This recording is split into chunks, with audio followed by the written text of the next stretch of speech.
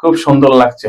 চরমোনাই ভণ্ড, জামাত ইসলামী মুনাফিক, জামাত ইসলাম মুনাফিক, চরমোনাই ভণ্ড। কি সুন্দর বলতেছেন আপনারা। আপনার ভাইকে আপনি গালি দিতেছেন, আপনার ভাইকে আপনি মুনাফিক বলতেছেন, আপনার ভাইকে আপনি ভণ্ড বলতেছেন কেন ভাই? সে তো আপনার ভাই, আপনি যেই দল খুশি সেই দল করতে পারেন, যেটাই স্বাভাবিক।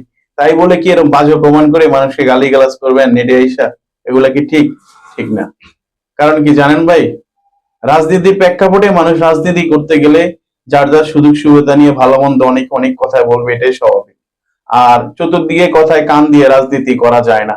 চরমোনাই শুরু থেকে এ পর্যন্ত ভণ্ড ভণ্ড গান শুনতে শুনতে তারা এই পর্যন্ত আসছে।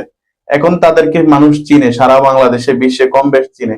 জামাত ইসলামী মুনাফিক মুনাফিক বলতে বলতে এই পর্যন্ত তারাও আসছে, তাদেরকেও মানুষ কম বেশ দেশে চিনে। কিন্তু আসলে ভাই, তারা খারাপ না, খারাপ হয়েছে আমি আর আপনি। আমি আর আপনি যদি ভালো হইতাম তাহলে সব ঠিক হয়ে যাইত। আমি আর আপনি খারাপ দেখে ভাই সবই খারাপ। কারণ চশমা কালো লাগাইয়া যদি গঞ্জে আজকে রোদ উঠে নেই, কিন্তু ভাই চশমা তো কালো, আগে চশমা সরান, তারপর আকাশের নিচে আসেন, তাহলে বুঝবেন যে ভাই রোদ উঠছে কিনা, ঠিক না? এখন চশমা কালো লাগায় যেমন কোন যে ভাই রোদ উঠে নেই, ঠিক তেমনি চরমনের সম্বন্ধে কিছু না জানিয়া না বুঝা, জামাত সম্বন্ধে না জানিয়া না বুঝা উল্টা পুল্টা গালি গালাজ করতেছেন, এগুলা ঠিক না। চরমনে এই দেশের জন্য কি করছে জানেন? লক্ষ লক্ষ মানুষে দিন থেকে সরে গেছে যে সমস্ত মানুষগুলা, তাদেরকে তারা আল্লাহর সাথে জড়াইয়া দিছে। জামাত কি করছে জানেন? লক্ষ লক্ষ মানুষ যারা দিন থেকে দূরে সরে গেছে তাদেরকে টাইনা টাইনা মসজিদে নিছে। তবলিগ কি করছে জানেন?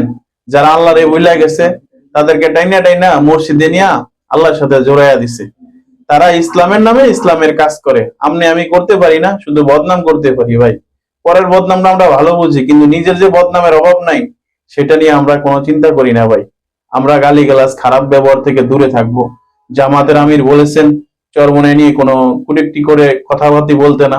চরমনাই পীর সাহেব বলেছেন জামাত নিয়ে কোনো রকম বাজে মন্তব্য করতে না। তো ইনশাআল্লাহ দেশবাসীকে আমি বলবো, কেউ কাউকে গালিগালাজ করবেন না। যার যেখানে ভালো লাগে সে সেখানে ভোট দেন। আপনার কাছে নামাজ যেমন ফরজ, হক ভালো মানুষকে ভোট দেওয়াটাও ফরজ, ভালো মানুষের পক্ষে সাপোর্ট করাটাও ফরজ। আপনার একটা ভোট পেয়ে সে যদি সংসদে দেশে যদি ইসলামের আইন বাস্তবায়ন করে যদি রাষ্ট্র সুন্দর করে, তাহলে তো আপনার আমলনামায় নেকি জমা হবে। আর যদি আপনার একটা ভোট পেয়ে সে যদি দেশের বিরোধিতা কাজ করে, আপনার আমলনামায় গুনাহ জমা হবে। আপনি কোনটা করবেন ভাই?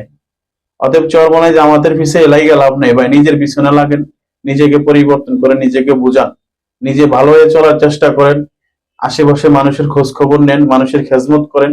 এটা হবে আপনার আমার সবচেয়ে বড় সুন্দর কাজ। আমি জসিম বিল্লাহ আছি আপনাদের সাথে।